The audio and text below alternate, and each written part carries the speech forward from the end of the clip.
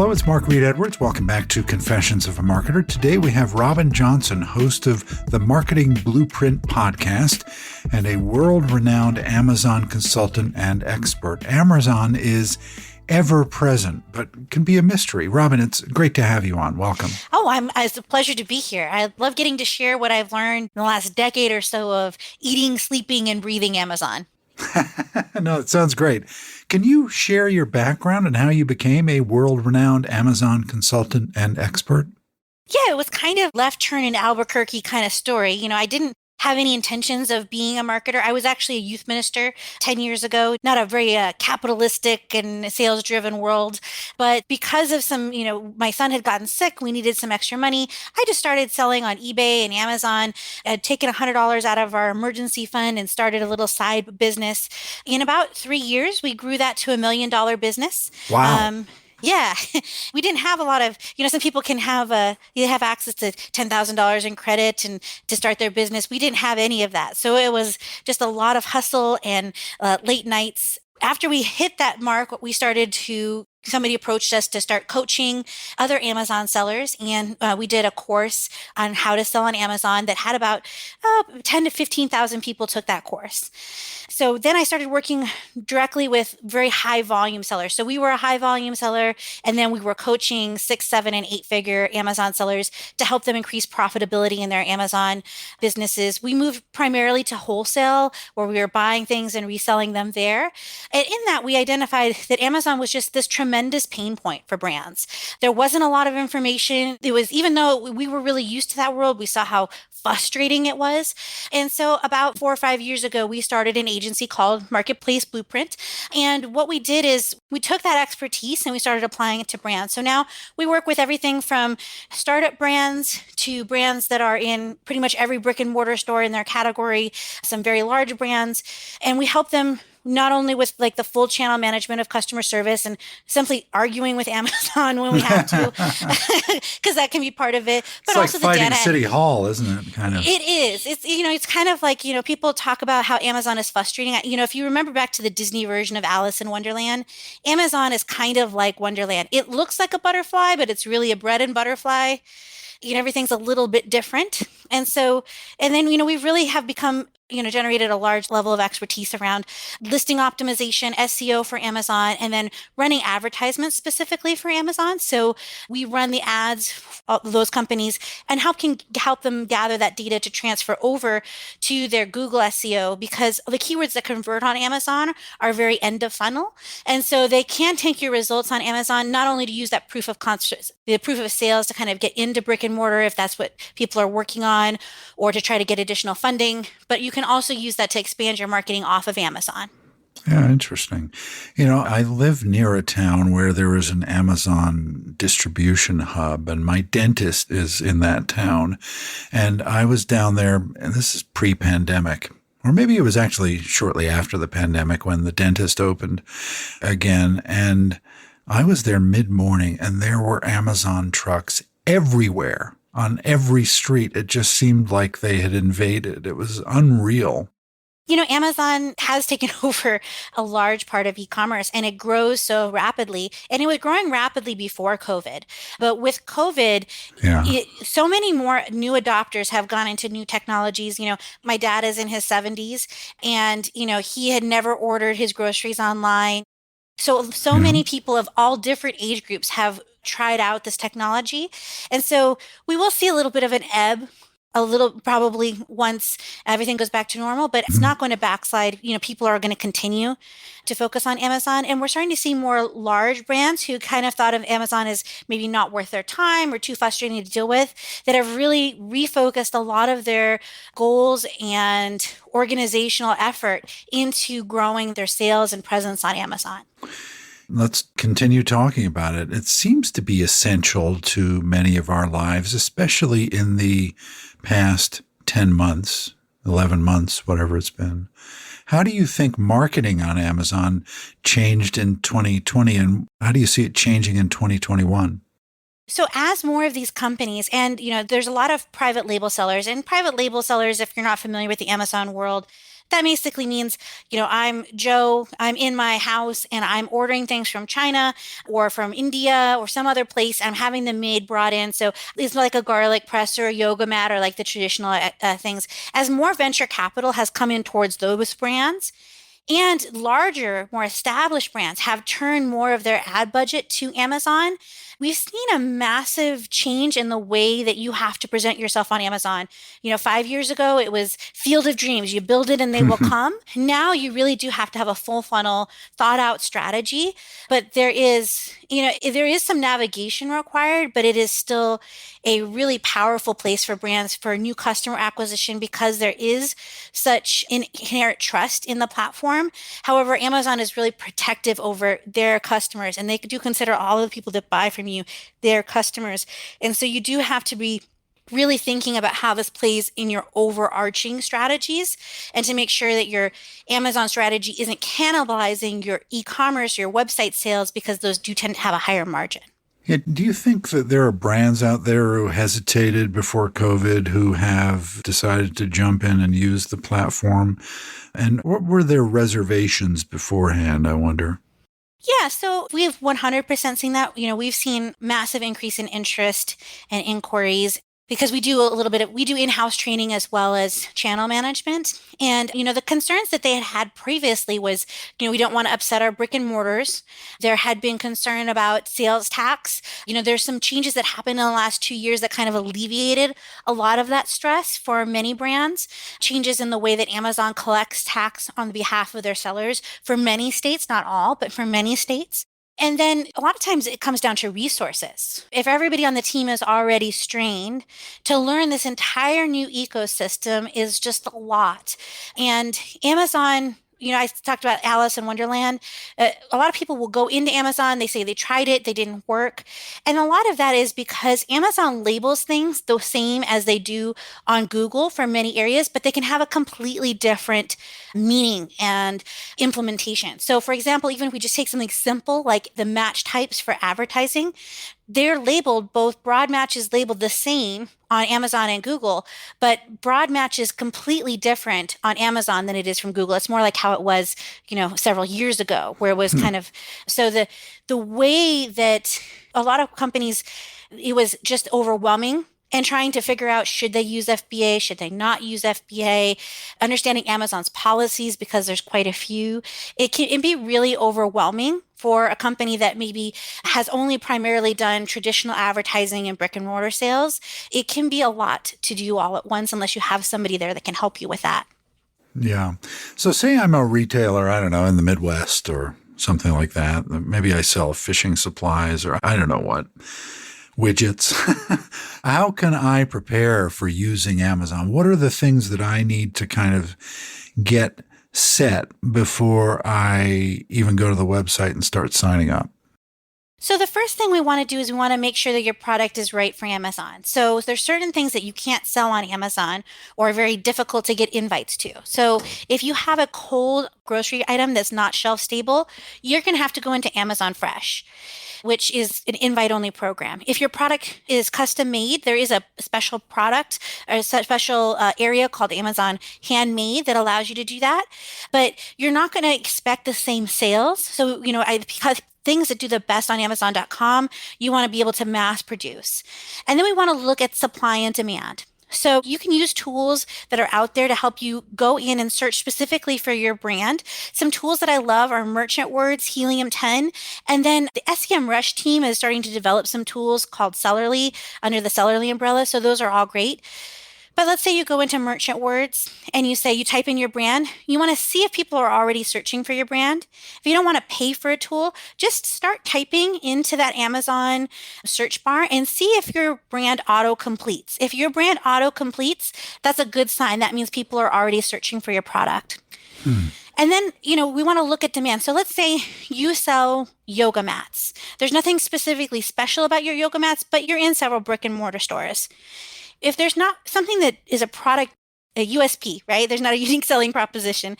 Then you might go on Amazon and be like, wow, there's 7,000 different kinds of yoga mats. that's going to be expensive for me to compete on. Now, if you have brand search for your brand, or there's something that makes your yoga mat special that you can market on, then that's still a green light.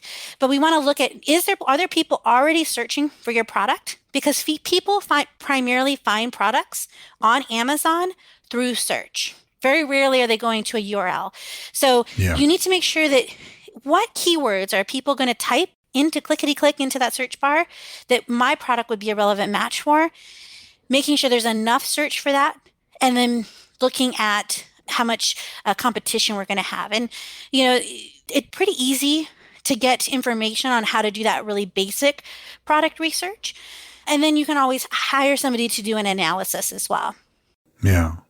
It's kind of like I've done a lot of work with Google and AdWords, and it's kind of similar to that in that It is. when you're trying to advertise yourself, you kind of figure out what are the keywords and are the keywords competitive? Are there enough searches on the keywords and so forth before you even begin your campaign? And I guess that what you're talking about with Amazon, it's about how you position your product.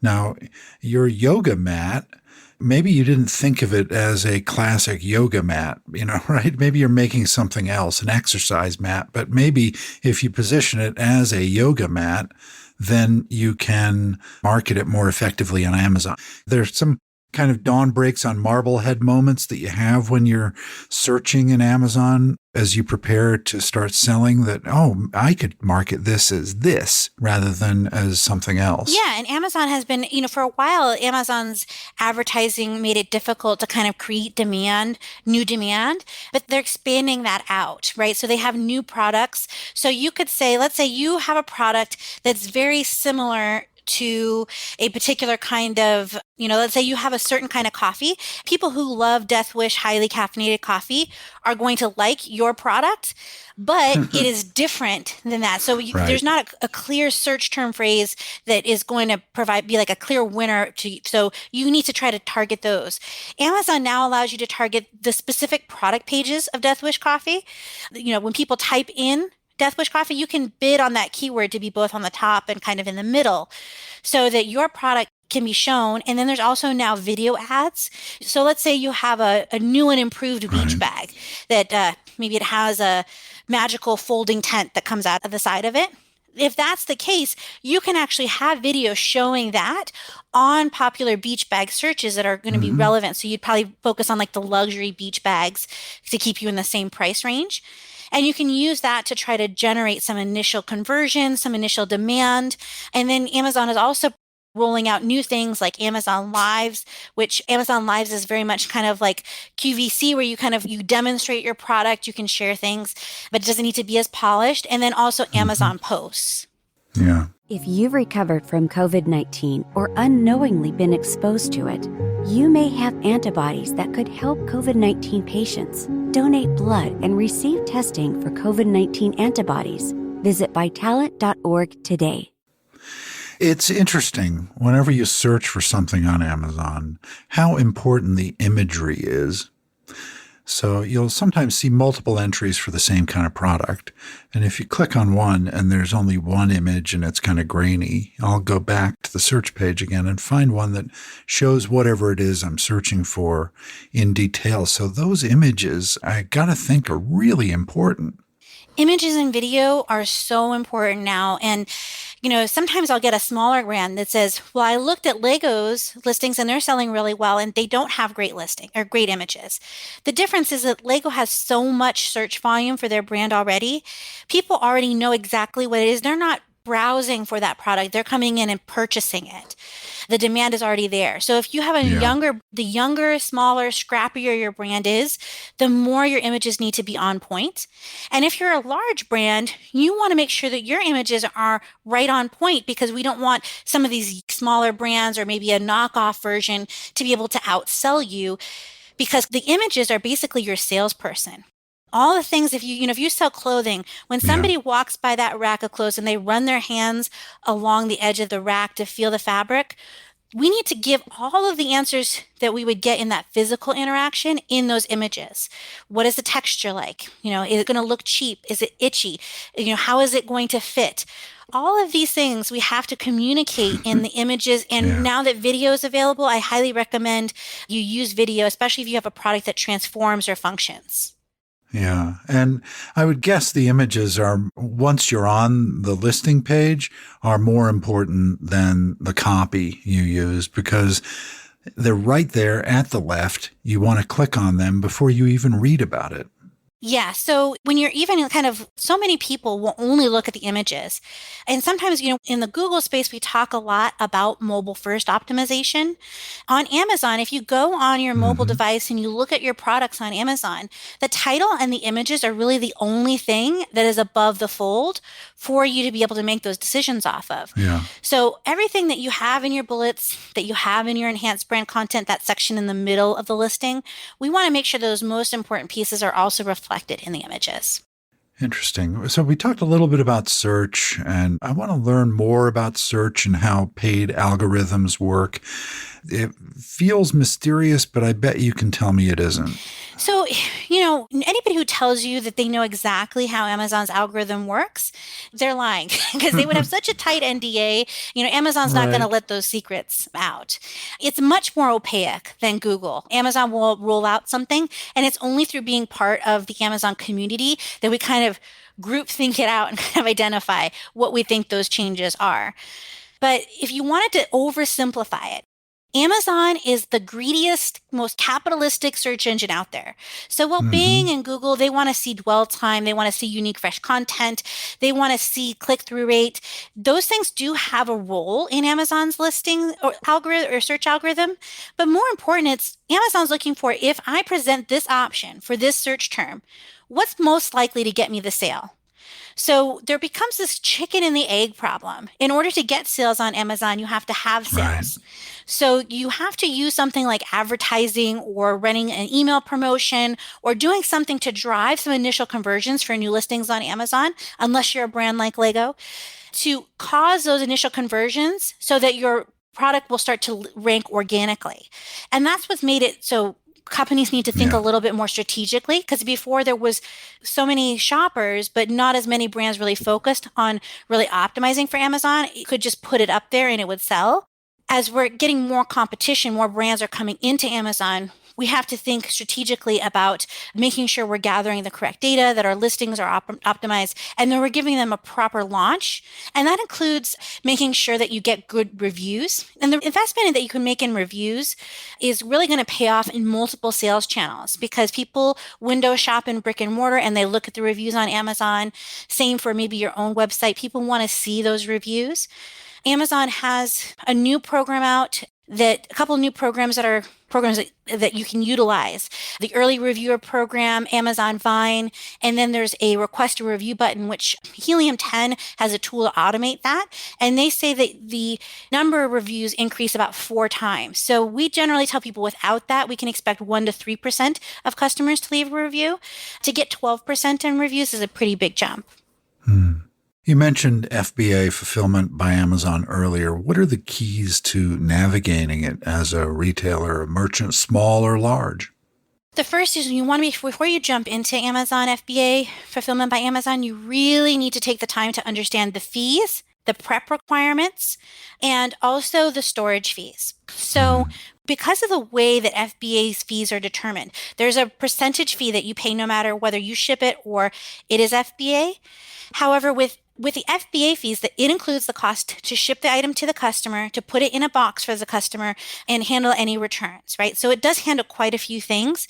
But if your product is a half an inch over this size tier, so basically, so if you're for some products, if your thing is 5.25 inches on the longest side instead of 5, or it's just over a certain weight, it can change your fees for, as little as maybe $1 per unit. But sometimes on those larger items, it can change it by $8, $12, $15 per unit. So you really want to make sure. Sometimes companies do need to look at repackaging.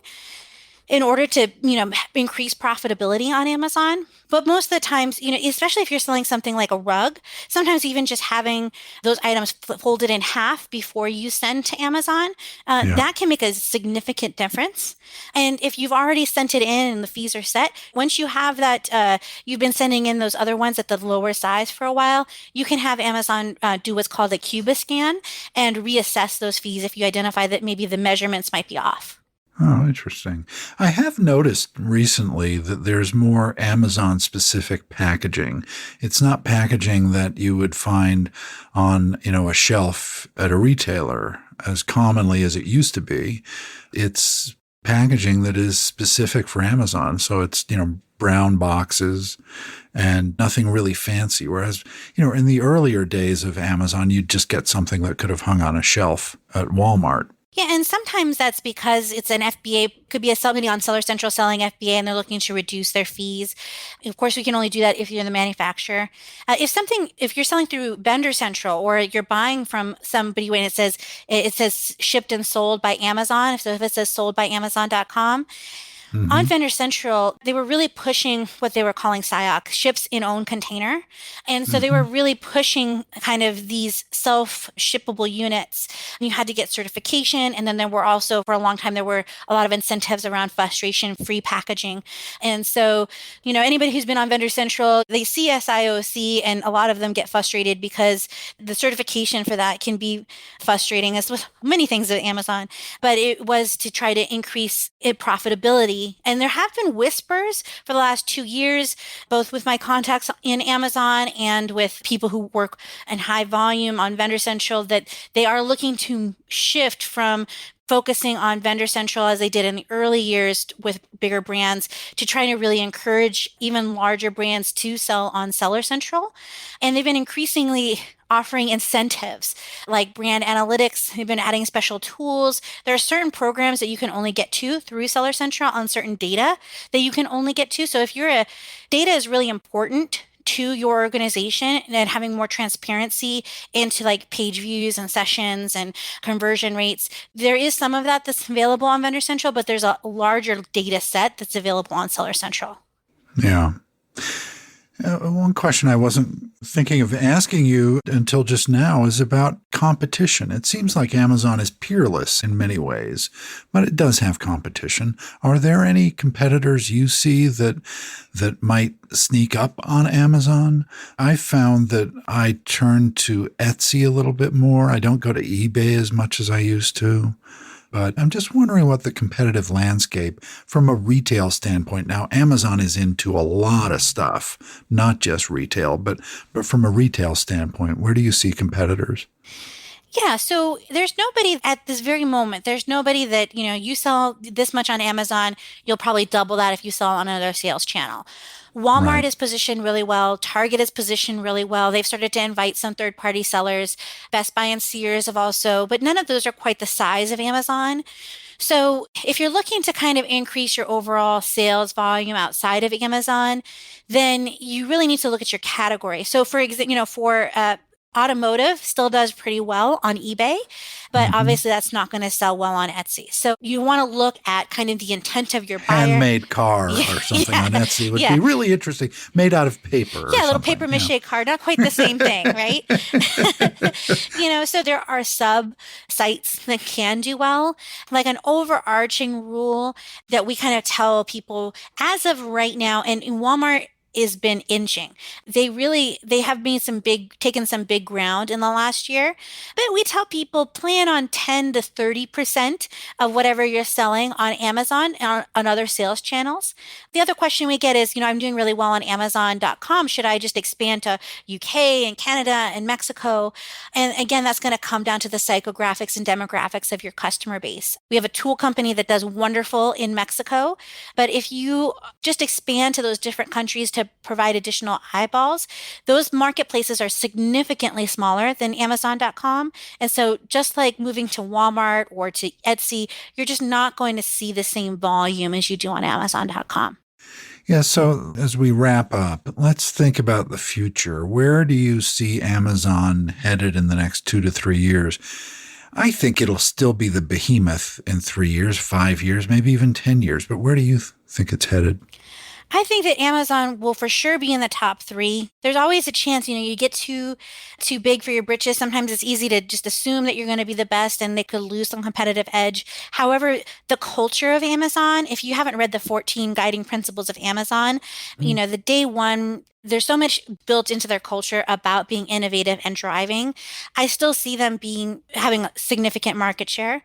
I think the way that you market on Amazon is going to change pretty dramatically over the next 2 years. Amazon has been really pushing brands for Amazon stores, for brands to create and develop their stores. They've been expanding their advertising product mix out significantly.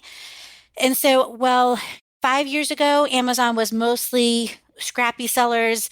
Some companies that were, kind of apex brands were selling on Vendor Central, but it was kind of this mix of very large brands and then individual resellers and kind of that mix of sellers. I think that you're going to see more brands selling directly. And as those ad dollars are brought over to Amazon, you're going to see just kind of a sophistication of the marketplace. I kind of look at the evolution of how Google and Bing have grown and how things have changed and how they've dealt with black hat tactics.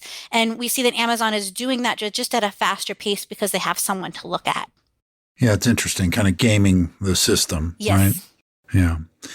Well, Robin, I could talk for a long time about Amazon. I find it to be kind of a fascinating website, a fascinating culture, and just the way in 3 years since it really started coming on that it's become embedded in all of our lives. It really is a fascinating subject. It really is. And it's always changing. I think that's what I love about it is that there's always something new to learn. There's always the newest techniques, and it's a fun puzzle that's never completely solved. And there's so much opportunity. We've been able to drive growth for both established and young brands that, completely blow out their other sales channels just because it has been so untapped, in the kind of that sophisticated marketing strategies. So it's been really, really fun. And I love what I do. Yeah, so it's funny, something this big, and you use the word untapped. I mean, it's a huge opportunity. There is, there's a lot of people most of the advertisers are using this one specific type of ad product, sponsored products. And so there's these new ad products that aren't even really being completely utilized. And so the CPCs for those are still pretty small. And, when you look at, the video ads, the DSP, the sponsored display, sponsored brands is starting to get pretty ubiquitous. I can't talk today. Pretty widely accepted, but there's a lot of new products and new development. And Amazon is providing a lot more training on that. They have the Amazon Learning Console where you can go and get certified in Amazon advertising for free.